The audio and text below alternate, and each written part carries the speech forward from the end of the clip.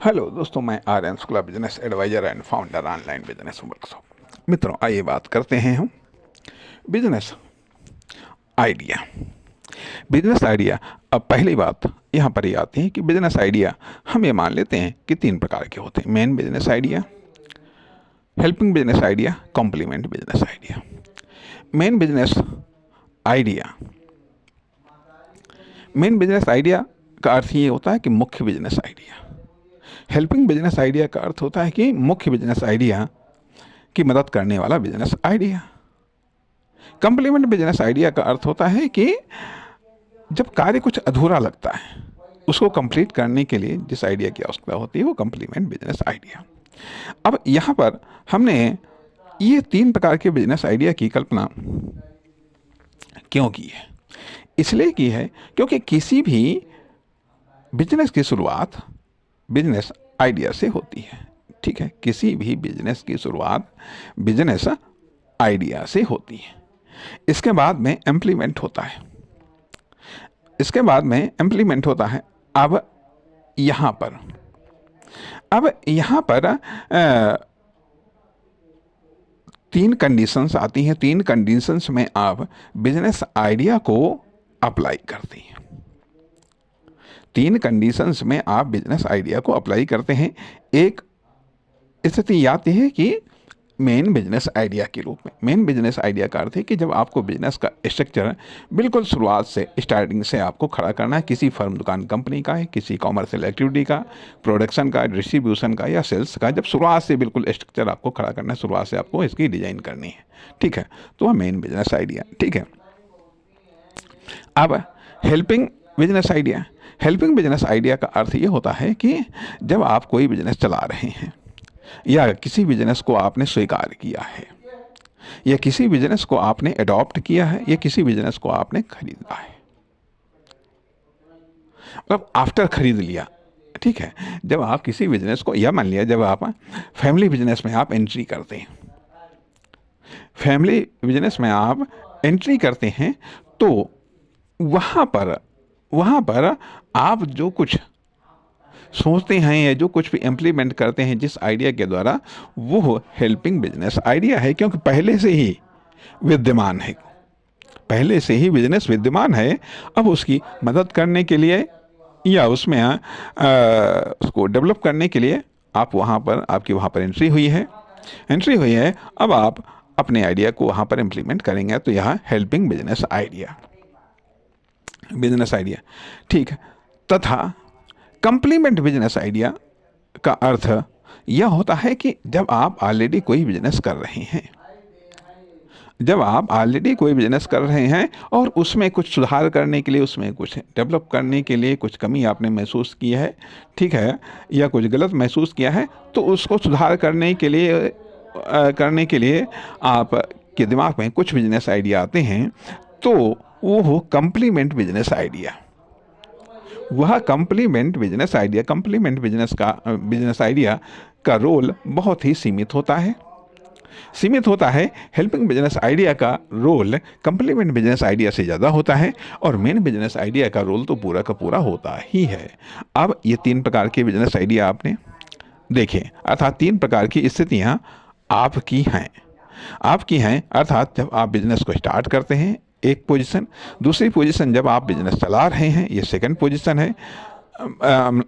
दूसरी पोजीशन है जब आप दूसरे बिजनेस को आप अडॉप्ट करते हैं, स्वीकार करते हैं। ठीक है, और थर्ड पोजीशन है जब आप बिजनेस को चला रहे हैं। थर्ड पोजीशन में आपको कंप्लीमेंट बिजनेस आइडिया की आवश्यकता होती है और सेकंड पोजीशन में आपको हेल्पिंग बिजनेस आइडिया की आवश्यकता होती है। ठीक है, और फर्स्ट पोजीशन में आपको मेन बिजनेस आइडिया की आवश्यकता होती है। चलिए ठीक है, ये बात भी सही हो गई। चलो, इतना जब क्लियर हो गया, इसके बाद में जब बिजनेस मेन बिजनेस आइडिया होता है, मेन बिजनेस आइडिया हो, ये कोई भी मेन हो या हेल्पिंग हो या कॉम्प्लीमेंट बिजनेस आइडिया हो, ठीक है, अब उसको इम्प्लीमेंट करना है। इम्प्लीमेंट करने का अर्थ है कि उसको यथार्थ में लाना है। अभी तक वो आपके दिमाग में था, अभी तक वो दिमाग में था, अब आइडिया को दिमाग में डेवलप करते हैं एक प्लान के रूप में, ठीक है। प्लान के बाद में फिर वो एक्शन के रूप में आता है, एक्शन के रूप में आता है, एक्शन के रूप में आता है तो इम्प्लीमेंट के रूप में आता है। अब उसे हम यथार्थ में उसको हमें लाना है। अब यथार्थ में उसको जब लाना है, अब सवाल ये उठता है कि यथार्थ में सिर्फ केवल उसको आकार देना है, उसको आकार देना है, या फिर कुछ उसके माध्यम से रिजल्ट देना है, या फिर उसके माध्यम से कुछ हमें रिटर्न हासिल करना है। हमारा पर्पस क्या है आइडिया का? हमारा पर्पस क्या है कि सिर्फ वो आइडिया, ये जो प्लान है, ठीक है, उसे केवल एक आकार देना है, उसे केवल आकार देना है, एक इम्प्लीमेंट करना है, ठीक है, या फिर उसके द्वारा हमें कुछ इफेक्टिव रिजल्ट देना है, या फिर उसके द्वारा कुछ हमें रिटर्न हासिल करना है। जिस तरीके से जो भी हमारा पर्पस होगा, और या फिर खाली हम ट्राई कर रहे हैं, ये खाली हम ट्रायल कर रहे हैं, या फिर लर्निंग पर्पस है, जो भी है उसी के अनुसार हम डिजाइन करते हैं, अर्थात उसी के अनुसार हम इम्प्लीमेंट करते हैं, और उसी के अनुसार हमें रिजल्ट मिलता है, उसी के अनुसार हमको रिजल्ट मिलता है। और उसी के आधार पर हम खुद को फेलियर या सक्सेस महसूस करते हैं, या फिर आइडिया को फेलियर और सक्सेस महसूस करते हैं। अर्थात महत्वपूर्ण फैक्ट है कि आइडिया और उसका इम्प्लीमेंट, फिर वो इम्प्लीमेंट से क्या रिजल्ट आ रहा है और उसका क्या रिटर्न हासिल हो रहा है। अर्थात पूरी प्रक्रिया तो इस बात पर निर्भर करती है कि आइडिया से प्लानिंग, और प्लानिंग से इम्प्लीमेंट से रिजल्ट, और रिजल्ट से रिटर्न मिलना। लेकिन अन्य पर्पस भी हो सकते हैं, अन्य पर्पस भी हमारे पास में हो सकते हैं, लेकिन जब हम, कारण ये आता है कि यदि हमारा पर्पस रिटर्न है तो डिजाइन मायने रखता है। आखिर का जो रिटर्न है वो रिजल्ट के बेस पर होगा, और रिजल्ट हमारे एक्शन के बेस पर होगा, और एक्शन को हमें डिजाइन करना होता है। सिर्फ केवल प्लान करना। अब प्लान में हम क्या क्या चीज़ों को हम शामिल करते हैं? प्लान में एक चीज़ तो आती है या कि हम 2-3 चीज़ों को मुख्य रूप से हम डिस्कस करना चाहेंगे कि प्लानिंग में हम किन किन चीज़ों को हम शामिल करते हैं। अर्थात हमें एक्शन की सूची, एक्शन की सारणी बनानी होती है कि किस एक्शन, कौन से एक्शन लेने हैं, और इस एक्शन को कंप्लीट करने के बाद में ये एक्शन लेना है, इस एक्शन को कंप्लीट करने के बाद में ये एक्शन लेना है, ठीक है। अर्थात इस एक्शन के द्वारा हमें ये रिजल्ट देना है, फिर इस रिजल्ट के बाद में हमको ये रिजल्ट देना है, इस रिजल्ट के बाद में हमको ये रिजल्ट देना है, या ये वर्क कंप्लीट करना है। तो यह एक एक्शन की प्लानिंग होती है, एक्शन की बिल्कुल सारणी या टेबल बन जाती है। उसके बाद में फिर इसकी टाइम टेबल बनती है कि किस एक्शन को कितने समय तक कंप्लीट करना है, फिर किस एक्शन को कंप्लीट करने में कितनी कॉस्ट आएगी, किस एक्शन को कंप्लीट करने में कितना कौन से साधनों का इस्तेमाल होगा, कौन से साधनों और संसाधनों का इस्तेमाल होगा, उसमें हमारा क्या रोल होगा, किसका क्या रोल होगा। इस तरीके से जब हम आइडिया को इम्प्लीमेंट करते हैं तो इम्प्लीमेंट के परिणाम स्वरूप एक रिजल्ट, एक तस्वीर, एक प्रोडक्ट, एक आकृति जनरेट होती है या क्रिएट होती है। भले वो किसी भी रूप में हो, किसी प्रोडक्ट के रूप में हो, किसी फर्म, दुकान, कंपनी के रूप में हो, किसी कॉमर्शियल एक्टिविटी के रूप में हो, किसी भी रूप में हो। अब यह जब इम्प्लीमेंट, ठीक, एक तो यहाँ पर एक ये स्ट्रक्चर आ जाता है कि जब हमारा आइडिया, मेन आइडिया है, ठीक है, मेन आइडिया में हमें जब मेन आइडिया को इम्प्लीमेंट करने के लिए टोटल डिज़ाइन हमारे अंडर में होती है, टोटल डिज़ाइन हमारे अंडर में होती है। अर्थात अब दूसरे नंबर पर जब हम हेल्पिंग आइडिया की बात करते हैं, हेल्पिंग आइडिया की बात करते हैं, अर्थात हो सकता है कि वो हेल्पिंग आइडिया हमारे लिए मेन आइडिया हो। अर्थात अब दूसरे नंबर के मेन आइडिया की हम बात करते हैं। दूसरे नंबर के मेन आइडिया में हम बात करते हैं कि जब हम किसी भी बिजनेस को हम अडॉप्ट करते हैं या किसी बिजनेस को हम खरीदते हैं या किसी बिजनेस में हम पूरी तौर से इन्वेस्ट करते हैं, अर्थात बने बनाए बिजनेस को हम अडॉप्ट करते हैं, बने बनाए बिजनेस को हम खरीदते हैं। किसी फर्म, दुकान, कंपनी को हम खरीद लें, किसी प्रोडक्ट को खरीदें, किसी सर्विस को, किसी वर्क को या किसी फैसिलिटीज़ को जब हम खरीदते हैं, इन्वेस्ट करते हैं, अर्थात इसमें हम सेलेक्ट करते हैं, और जबकि पहले वाले में हम डिज़ाइन बनाने के लिए हम सेलेक्ट करते हैं, सेलेक्ट करते हैं कि मान लो हमें कोई फर्म, दुकान, कंपनी बनानी है, तो जो भी हम चीज़ें, मटेरियल को, जो भी चीज़ें हम सेलेक्ट करेंगे, उसका अर्थ है कि हम फर्म, दुकान, कंपनी की या मैन्युफैक्चरिंग सेक्टर की या डिस्ट्रीब्यूशन की या सेल्स की हम डिज़ाइन बना रहे हैं, अर्थात जो आकृति बना रहे हैं फर्म, दुकान, कंपनी के रूप में, प्रोडक्ट, कार्य, सर्विस, सुविधा के रूप में आदि, उसके पूरा कंट्रोल। लेकिन यहाँ पर द्वितीय चरण में हमारे पास में डिज़ाइन बनाने के लिए कुछ नहीं होता है, क्योंकि पहले से ही ऑलरेडी डिज़ाइन बनी हुई है। कोई भी फर्म, दुकान, कंपनी है, कोई प्रोडक्ट है, कार्य है, सर्विस, सुविधा, ये ऑलरेडी पहले से विद्यमान है, उसकी डिज़ाइन बनी हुई है, उसका आकार, प्रकार, ये सब चीज़ें बनी हुई है।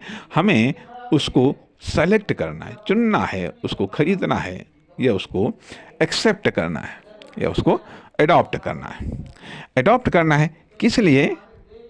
For commercial success, economic development, व्यावसायिक सफलता के लिए, या आर्थिक विकास के लिए, या अन्य पर्पज़ के कारण अब वहाँ पर हम अपना अमाउंट इन्वेस्टमेंट करते हैं। अर्थात ये अमाउंट इकट्ठे या बड़ा इन्वेस्टमेंट या फुल इन्वेस्टमेंट होता है। जबकि पहले वाले में जब हम टूल्स खरीदते हैं, संसाधन, मटेरियल खरीदते हैं, तो अलग अलग हमें वो इन्वेस्टमेंट करना पड़ता है। लेकिन यहाँ पर जब हम किसी फर्म, दुकान, कंपनी को खरीदते हैं या किसी प्रोडक्ट को खरीदते हैं, तो हम उसमें इकट्ठा ही इन्वेस्टमेंट करते हैं। ये हमारा इम्प्लीमेंट हुआ, अर्थात जब हम बिजनेस को अडॉप्ट करते हैं। ठीक है, अब तीसरी चीज़ होती है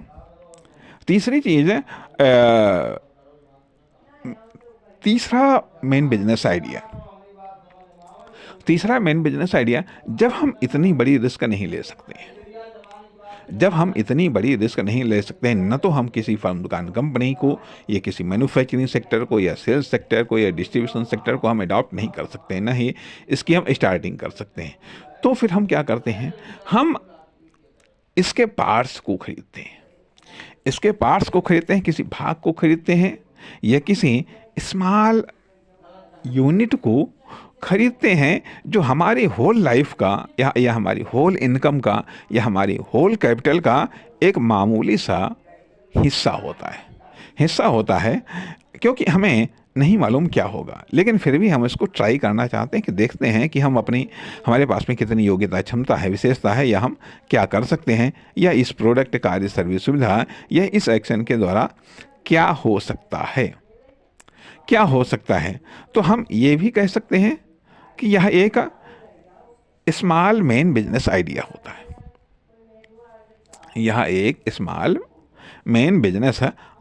होता है। अब उसको हम इम्प्लीमेंट, अर्थात खरीदते हैं और या उसको अडॉप्ट करते हैं, फिर उसका रिजल्ट हम देखने का प्रयास करते हैं। तो स्वाभाविक बात है कि इसका रिजल्ट भी छोटा ही होगा, इसका रिजल्ट भी छोटा ही होगा, इस पर रिस्क भी छोटी होगी, या इस पर मिलने वाला रिटर्न भी छोटा ही होगा। अब जब main business idea main work करता है, अर्थात मेन बिजनेस आइडिया का अर्थ है कि मेन वर्क का स्ट्रक्चर खड़ा करना, मेन वर्क को डिजाइन करना, और मेन बॉडी को एक आकार देना, एक आइडेंटिटी देना, ये मेन बिजनेस आइडिया। अब मेन बिजनेस आइडिया से हमारी बॉडी खड़ी होती है, बॉडी का निर्माण होता है, अर्थात ये बॉडी एक फिक्स या स्थिर या स्टेब्लिश बॉडी होती है। अब इसके बाद में फिर इसमें एक आइडेंटिटी बन गई, फिर इसमें फंक्शन हमें इंस्टॉल करने होते हैं, अर्थात जिससे ये लगे कि यह बॉडी एक जीवित है, या फिर एक्टिव है, या क्रिएटिव है, या फिर प्रोडक्टिव है। खाली दुकान मतलब खाली एक बॉडी बनना, चाहे फर्म, दुकान, कंपनी के रूप में कोई बॉडी हो, या प्रोडक्ट, कार्य, सर्विस, सुविधा, फैसिलिटीज़ के रूप में कोई बॉडी हो, मेन आइडिया से बॉडी बन गई जा करके, ठीक है, बॉडी बन गई, डिजाइन बन गया जा करके। अब जो हेल्पिंग बिजनेस आइडिया, अब द्वितीय नंबर पर इसमें लाइफ को इंस्टॉल करना है, इसमें एक्शन को इंस्टॉल करना है, कि आखिरकार फंक्शन को इंस्टॉल करना है। क्या करना है, ये बॉडी क्या करेगी, ये बॉडी में क्या होगा, पहले क्या करेगी तो बाद में बात है, क्या होगा इसके अंदर, क्या होगा, ये क्या कार्य करेगी, इसके कौन कौन से फंक्शन होंगे, उन फंक्शन के द्वारा क्या क्या होगा, जिससे उसमें बॉडी में एक सक्रियता का जन्म हो, क्रियाशीलता का जन्म हो। यह एक हेल्पिंग आइडिया से यह उसमें फंक्शन इंस्टॉल हो गए। उसके बाद में फिर यह करेगी क्या, ये बॉडी करेगी क्या, कौन सा कार्य करेगी, मैन्युफैक्चरिंग करेगी, डिस्ट्रीब्यूशन करेगी, सेल्स करेगी, या कोई प्रोडक्ट, अर्थात प्रोडक्ट से रिलेटेड है, सर्विस से रिलेटेड है, वर्क से रिलेटेड है, या किसी फैसिलिटीज से रिलेटेड है। बिजनेस टू बिजनेस है ये, या बिजनेस टू कस्टमर है, क्या है, वर्क डिसाइड करते हैं, अर्थात बॉडी डिसाइड की, उसके बाद में फिर फंक्शन डिसाइड किए, फिर वर्क डिसाइड करना है। अब यह वर्क डिसाइड हो गया, फंक्शन डिसाइड हो गए, बॉडी डिसाइड हो गई, मेन आइडिया से, हेल्पिंग आइडिया से, ठीक है। अब मान लिया ये डिसाइड हो गए, या मान लीजिए जब हम अडॉप्ट करते हैं, उसमें भी बॉडी डिसाइड है, फंक्शन डिसाइड है, वर्क डिसाइड है, या मान लिया हम कोई बिजनेस वर्क कर रहे हैं, ठीक है, फर्म, दुकान, कंपनी के रूप में कोई भी वर्क हम कर रहे हैं, तो वहाँ पर भी ये चीज़ें डिसाइड है, बॉडी डिसाइड है, फंक्शन डिसाइड है, और वर्क डिसाइड है। अब इसको इतना ये बेस बन गया जा करके, यह इतना बेस बन गया है। अब यहाँ पर जब ये सब चीज़ें डिसाइड हैं और अब स्टार्ट कर दिया गया, कोई बात नहीं, स्टार्ट हो गया। अब इस बॉडी के द्वारा रिजल्ट जनरेट होने लगा। अब जब रिजल्ट जनरेट होने लगा, अब रिटर्न मिलना स्टार्ट हो गया। अब रिटर्न नेगेटिव मिलेगा, पॉजिटिव मिलेगा, कुछ थोड़ा मिलेगा, ज़्यादा मिलेगा, अर्थात विभिन्न आकार, प्रकार, मात्रा में अब हमको रिजल्ट मिलने लगा। अर्थात हमारा मैन्युफैक्चरिंग सेक्टर के द्वारा उत्पादन होने लगा, डिस्ट्रीब्यूशन के द्वारा वितरण होने लगा, सेल्स होने लगी, और या चाहे प्रोडक्ट की हो, या सर्विस की हो, या फैसिलिटीज़ की हो, या वर्क की हो, ये सब चीज़ें स्टार्ट हो गई। अब यहाँ पर बात आती है कि जो रिटर्न मिलेगा, जो रिटर्न मिलेगा, अर्थात हम डिलीवरी क्या कर रहे हैं, ये तो कार्य ने डिसाइड किया, हम डिलीवर क्या कर रहे हैं, ठीक है। डिलीवर के बाद में रिटर्न क्या मिल रहा है, अर्थात फाइनल सेल्स क्या हो रही है, फाइनल इन्वेस्टमेंट मतलब फाइनल परचेजिंग कितनी हो रही है जाकर के, ये रिजल्ट है। रिजल्ट है हमारी जो यूनिट है उसने जो कार्य किया है उसका रिजल्ट हमको क्या मिला, मतलब उसका रिटर्न हमको क्या मिला। रिजल्ट तो हमने दिया लेकिन उसका रिटर्न हमको क्या मिला, कितना मिला। अब ये यहाँ पर संभव है कि रिटर्न हमारा शून्य हो या फिर माइनस में हो। माइनस में अर्थ ये आता है कि जब नकारात्मक प्रतिक्रिया होती है, वो रिजल्ट हमें जब नकारात्मक मिलता है तो वह माइनस में रिजल्ट होता है। तो रिजल्ट या तो शून्य होगा या माइनस होगा या फिर प्लस में होगा। हमारा एक प्रोडक्ट या एक सर्विस बिकी, 2 बिकी, प्लस में कितना होगा, तो यह एक कैलकुलेटेड रिटर्न हमको मिल रहा है, वह ऐसा रिटर्न जिसकी हम गणना कर सकते हैं। अब जिसकी हम गणना कर सकते हैं, अर्थात हमने इनपुट मार्केट में या सोसाइटी में अपनी प्रोडक्ट, कार्य, सर्विस, सुविधा के द्वारा दिया। अर्थात हमने इनपुट डालने के लिए, मार्केट सोसाइटी में इनपुट डालने के लिए पहले हमने एक बॉडी बनाई जो फर्म, दुकान, कंपनी के रूप में हो सकती है, कॉमर्शियल एक्टिविटी के रूप में हो सकती है। फिर उसके फंक्शन हमने क्रिएट किए, फिर उसके हमने वर्क क्रिएट किए।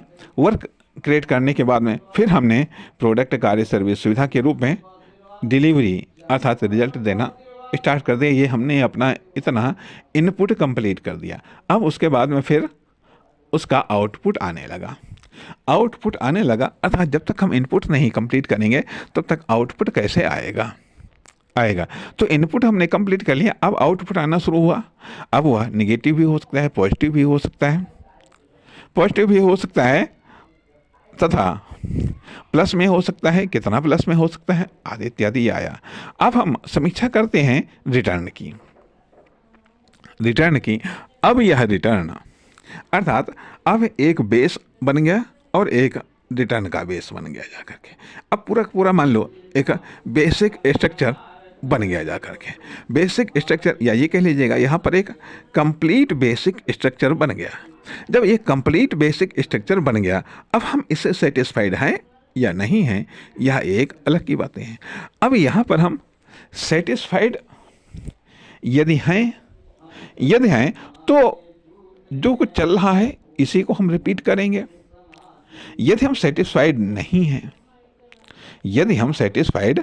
हैं, रिटर्न को हम बढ़ाना चाहते हैं, बेहतर करना चाहते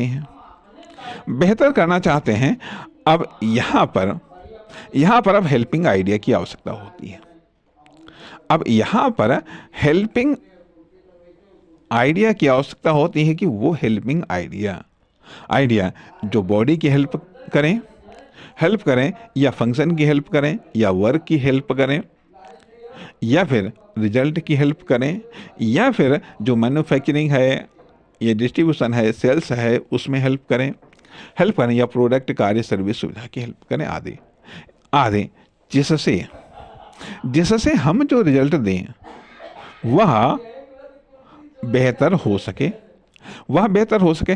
अर्थात एक तरफ तो बात आती है कि रिटर्न को हम रिजल्ट के द्वारा हम बेहतर बनाते हैं। एक तो यदि हमें रिजल्ट को बेहतर बनाना है तो एक तो हम बनाते हैं अपने रिजल्ट के द्वारा। जो हमारी फर्म, दुकान, कंपनी है वो क्या डिलीवर कर रही है उसको बेहतर करके हम बनाते हैं, एक चीज़। दूसरी चीज़ आती है यहाँ कि जब हम अपना रिजल्ट स्थिर रखते हैं, जब हम अपने रिजल्ट को हम स्थिर रखते हैं, रिजल्ट में कोई बदलाव नहीं लाते हैं, लेकिन फिर भी हम अपने रिटर्न को बेहतर बनाते हैं, उसका तरीका क्या है? उसका तरीका, अब मान लो अगर हम फिलहाल के लिए हम ये कह सकते हैं कि उसे हम मार्केटिंग कह सकते हैं, उसे हम मार्केटिंग कह सकते हैं। अर्थात मार्केटिंग क्या है, या मान लिया उसे हम एडवर्टाइजिंग कह सकते हैं, कुछ भी कह लीजिएगा, लेकिन कुल मिलाकर के ये कह लीजिए, हम कह सकते हैं कि वह एक एक्स्ट्रा वर्क है, वह एक एक्स्ट्रा वर्क है जो कि मार्केट में किया जाता है या सोसाइटी में जो वर्क किया जाता है। अर्थात यह वो वर्क है जो आपकी फर्म, दुकान, कंपनी में नहीं किया जाता है, बल्कि मार्केट में या सोसाइटी में ये वर्क किया जाता है, सोसाइटी में यह वर्क किया जाता है। अब यह वर्क क्यों किया जाता है, कैसे किया जाता है, या इसका लाभ क्या होता है, या इसका लाभ क्या होता है। अब मान लिया, ठीक है, आपने जो डिलीवरी दी, आपने जो डिलीवर किया तो उसका कुछ रिजल्ट मिला, उसका कुछ हमको रिटर्न मिला। अब ज़्यादा रिटर्न क्यों नहीं मिल पाया, अब क्या यह इन्फॉर्मेशन कम लोगों तक पहुंची या कम बेहतर तरीके से पहुंची? क्या कारण रहा कि जो ये रिजल्ट कम मिल पाया, जो ये हमको रिटर्न कम मिल पाया? तो क्यों ना कुछ ऐसा किया जाए कि जिससे हम इस रिटर्न को और बेहतर करें। अर्थात हम अपने प्रोडक्ट से, हम अपनी कार्य सर्विस से जो हम डिलीवर कर रहे हैं, उससे और अधिक लोगों को हम जोड़ें। इसके लिए तमाम सारे तरीके आते हैं। वो सब तरीके मार्केटिंग में आते हैं या एडवर्टाइजिंग में आते हैं या कनेक्टिविटी में आते हैं या फिर खुद की पहचान बनाने से संबंधित हैं। अर्थात यदि हमें इतना रिटर्न मिला है तो यह क्यों मिला है?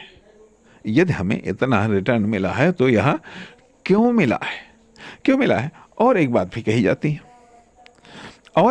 जाती है कि एक मेथड तो ये आता है कि जितने लोग जानेंगे उसका 10-5%, 2-4%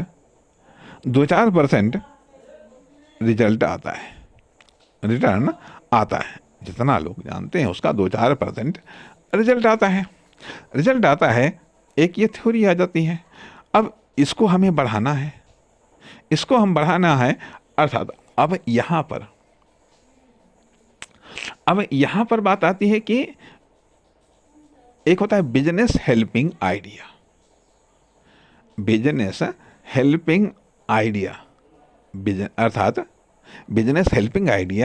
अर्थात main business idea, helping business idea और कॉम्प्लीमेंट बिजनेस आइडिया। अब हम बात कर रहे हैं कि बिजनेस हेल्पिंग आइडिया वो बिजनेस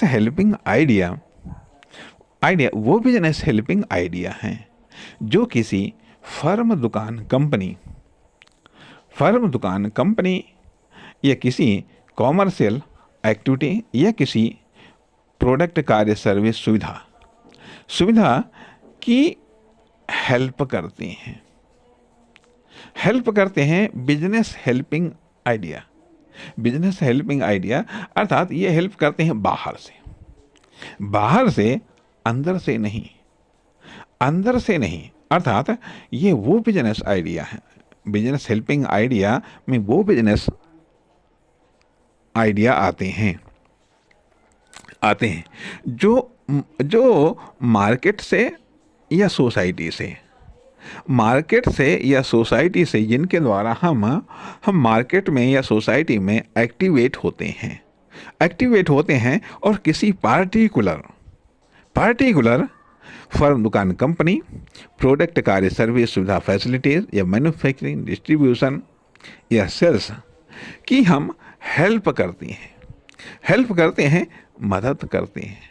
मदद करते हैं किस रूप में मदद करते हैं कि ताकि उनका रिटर्न, ऐसी मदद करते हैं कि जिससे उनका रिटर्न बढ़ सके, जिससे उनका रिटर्न बढ़ सके, या ये कह लीजिएगा कि पार्टिकुलर बिजनेस से अधिक लोग कनेक्ट हो सकें, पार्टिकुलर बिजनेस की सेल्स बढ़ सके, पार्टिकुलर बिजनेस की इनकम बढ़ सके, पार्टिकुलर बिजनेस का प्रॉफिट बढ़ सके, पार्टिकुलर बिजनेस के बेनिफिट बढ़ सकें।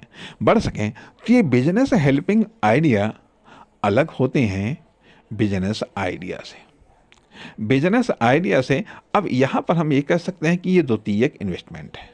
प्राथमिक इन्वेस्टमेंट जो डायरेक्ट बिजनेस के थ्रू ये बिजनेस में किया जाता है, और ये द्वितीयक बिजनेस इन्वेस्टमेंट जो कि बिजनेस के रिजल्ट को, बिजनेस के रिटर्न को सुधारने के लिए या बिजनेस के रिजल्ट में सुधार करने के लिए किया जाता है। तो ये बिजनेस हेल्पिंग आइडिया। अब बिजनेस हेल्पिंग आइडिया में आप सोच सकते हैं कि क्या करना है, जिसमें सबसे पहले आइडिया यही आता है कि इसकी मार्केटिंग कैसे करनी है, इसकी एडवर्टाइजिंग कैसे करनी है,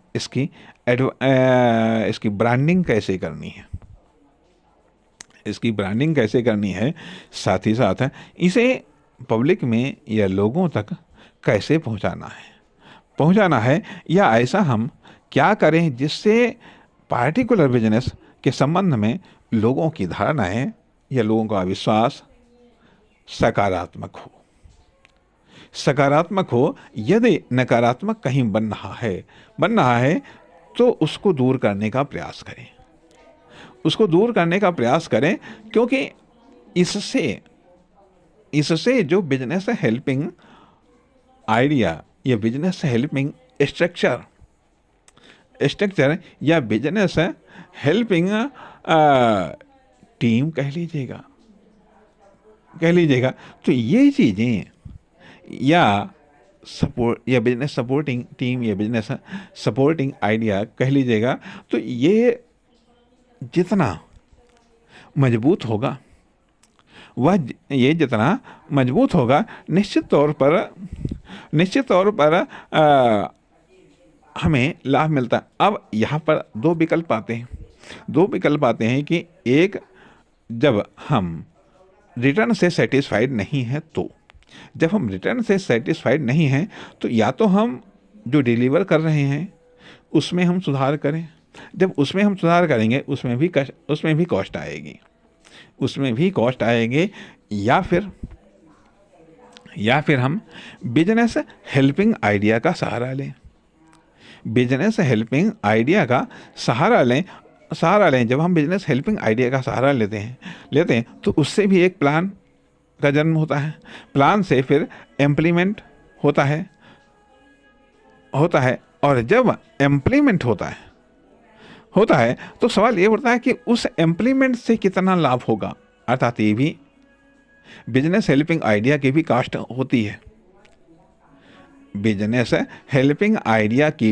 होती है। और जब हम जो हम डिलीवर कर रहे हैं उसमें जब हम सुधार करते हैं तो उसमें भी कॉस्ट आती है। अब किससे कितनी सपोर्ट मिलती है इसको भी कैलकुलेट करना पड़ता है। इसको भी कैलकुलेट करना पड़ता है कि इससे रिटर्न पर क्या असर पड़ा। अब मान लिया उदाहरण के लिए कि जैसे हम मान लिया 5 लाख रुपए हमने एडवर्टाइजिंग पर खर्च कर दिया। अब 5 लाख रुपए हमने एडवर्टाइजिंग पर खर्च कर दिया तो इससे हमारे रिटर्न में कितना सुधार हुआ। और अगर 5 लाख रुपए हम अपने जो प्रोडक्ट है हमारा उसकी बेहतरी पर हम खर्च करते या फिर उस पर ऑफर या डिस्काउंट कर देते तो उससे रिटर्न पर क्या असर पड़ता है। इसका मतलब इसको एक तुलना करने की आवश्यकता है कि कहाँ पर इन्वेस्टमेंट करने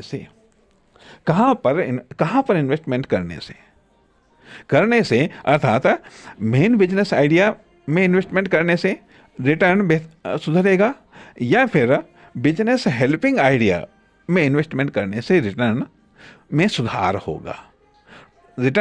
होगा। और ये भी बात आती है कि आखिरकार कि यदि मान लिया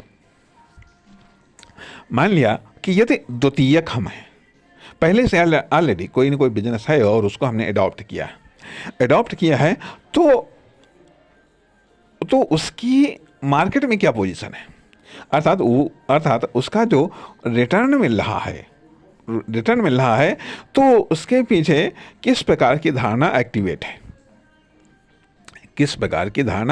है, और यदि हम उस धारणा को चेंज नहीं करेंगे तो रिटर्न चेंज होना मुश्किल हो जाता है।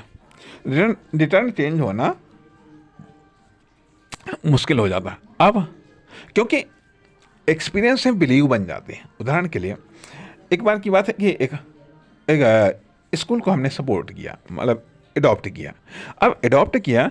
अब वहाँ पर क्योंकि वो डाउन पोजीशन में था, अब उसको अडॉप्ट करने के बाद में डाउन पोजीशन में था, इसलिए उसकी कॉस्ट कम थी। अब वहाँ पर जब कोई बात नहीं, फिर से उसमें सब व्यवस्थाओं को थोड़ा सा बदला गया। अब जब फील्ड में, मार्केट में, सोसाइटी में उसकी पोजीशन को या उसकी शाख को जानने के लिए संपर्क किया गया। अब यहाँ पर बात आती है कि आखिरकार ये ऐसा इस खराब पोजीशन पर क्यों आ गया, ये डाउन क्यों हो गया। तो पता चला कि प्रभाव तो सीमित होता है। प्रभाव मान लिया, जैसे यदि कोई फर्म है, दुकान है या कंपनी है, उसका जो आकार होगा उसी के आधार पर वो एरिया को कवर करेगा। अब मान लिया कोई ऐसा फर्म, दुकान, कंपनी है जिसकी 2-4 लाख की पूंजी है, ठीक है। अब वो कहो 100-200 किलोमीटर को कवर कर लेगा, नहीं कवर कर पाएगा। वो ज़्यादा 1-8 किलोमीटर को कवर कर लेगा। या मान लिया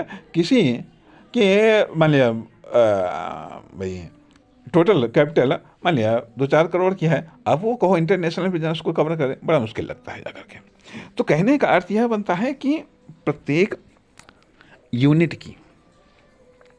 का एक अपना एरिया होता है, जिस एरिया में वह एक्टिवेट होता है। या मान लिया कि जिस एरिया के बाहर न तो वो अपने प्रोडक्ट पहुंचा सकता है, ना वो कस्टमर आ सकते हैं। या ये कह लीजिएगा कि उसके बाद में, उस एरिया के बाद में फिर दूसरी यूनिट स्टार्ट हो जाती हैं। तो कहने का अर्थ ये बनता है कि प्रत्येक यूनिट का अपना एक एरिया होता है, और उस एरिया में जब वह एक्टिवेट होती है तो कस्टमर आते हैं, उनका एक्सपीरियंस होता है। या वो कोई एक इफ़ेक्ट जनरेट नहीं कर पाती है, या कभी इफ़ेक्ट उसने जनरेट किया, बाद में उसके किसी अन्य कारणों से उसने ख़राब एक्सपीरियंस डिलीवर करना शुरू कर दिया, जिससे लोग, ये कस्टमर उससे अलग होते चले गए। लोगों का विश्वास उसके ऊपर से उठना शुरू हो गया। तो परिणाम उसका रिटर्न डाउन हुआ। जब रिटर्न डाउन हुआ तो उसका असर उसकी बॉडी पर पड़ा। बॉडी भी धीरे धीरे वीक, कमज़ोर होने लगी। अब यही चीज़ें वहाँ पर मार्केट में देखी गई, सोसाइटी में देखी गई कि हाँ, ये कंडीशंस है। अब अर्थात कस्टमर के या सोसाइटी में जो बिलीव्स बन गए, जो एक्सपीरियंस बन गए हैं, इनको तोड़ना आसान काम नहीं होता है। अर्थात यदि खराब ब्रांड के बिलीव बन गए हैं, तो फिर जब आदमी को एक बार रिस्क मिल गए, एक बार उसको ख़राब एक्सपीरियंस हो गया तो दोबारा वो रिस्क लेना नहीं चाहता है, क्योंकि उसको कह करके बता करके उसको उसको लगता है कि हाँ इसने हमारे साथ में फ्रॉड किया है, इसने बताया कुछ और हमको और दिया इसने हमको कुछ और, पहले कुछ और कहा, बाद में एक्सपीरियंस के रूप में हमें कुछ और मिला, तो दोबारा वो रिस्क लेना नहीं चाहता है। दोबारा जब वो रिस्क लेना नहीं चाहता है तो ऐसी कंडीशंस में ऐसे पब्लिक वैल्यू को या कस्टमर वैल्यू को तोड़ना आसान काम नहीं होता है। अर्थात अब तोड़ना आसान काम नहीं होता है और नए बिलीव को जनरेट करना या क्रिएट करना ये भी आसान काम नहीं होता है, ये भी आसान काम नहीं होता है। तो अब जब आप कोई बिजनेस को अडॉप्ट करते हैं, अब आप सोचते हैं कि हाँ हम टैलेंटेड हैं, हमारे पास में टीम टैलेंटेड है, हमारे पास में आइडिया टैलेंटेड है, लेकिन आप उसकी आधारशिला एक ख़राब चीज़ पर रखने जा रहे हैं। अर्थात आपने सोचा कि यह तो एक स्ट्रक्चर मिला हुआ है, अर्थात इसकी व्यावसायिक 1-2 मंजिलें अर्थात इसने कुछ लेवल का कार्य कंप्लीट कर लिया है, क्योंकि पहले से मार्केट में ऑलरेडी है। अब उसके बाद में हम एक बेहतर मंजिल को शुरुआत करेंगे, बेहतर वर्क की शुरुआत करेंगे, बेहतर डिलीवरी की शुरुआत करेंगे या बेहतर रिजल्ट देने का हम प्रयास करेंगे। लेकिन बिलीव्स तो वही हैं, एरिया तो आपका वही है, और एरिया पहले वाले ने ख़राब कर रखा है। एरिया का वातावरण उस पार्टिकुलर बिजनेस के प्रति ख़राब कर रखा है। आप कहते रहें बड़ी मेहनत लगेगी। इसलिए कभी कभी ये बात कही जाती है कि सेकंड हैंड चीज़ को इस्तेमाल करने से या खरीदने से बचना चाहिए, ये भी बात सही है। लेकिन यदि आप नए सिरे से शुरुआत करेंगे, कठिन कार्य दोनों हैं। नए सिरे से आप एक करके आप बनाएंगे, एक करके आप बिलीव्स या एक करके कस्टमर बनाएंगे। वहाँ पर चलो मान लीजिए कुछ तो हैं, इसलिए तरीके दोनों हैं। जो कुछ हैं उनको बेहतर करना शुरू करिएगा, धीरे धीरे वो बेहतर होते चले जाएंगे। नए जो बाई चांस जुड़ जाएं या जिनको जोड़ें आप, उनको भी बेहतर बनाइए। टाइम तो लगता है, डेवलपमेंट में टाइम लगता है, एफर्ट लगता है, इन्वेस्टमेंट लगता है। इसलिए इस प्रमुख बात के साथ में कि डेवलपमेंट में टाइम लगता है, एफर्ट लगता है और पेशेंस रखना पड़ता है। तब जाकर के कोई एक मार्केट बनती है, तब जाकर के कहीं रिटर्न में सुधार होता है। नमस्कार, धन्यवाद।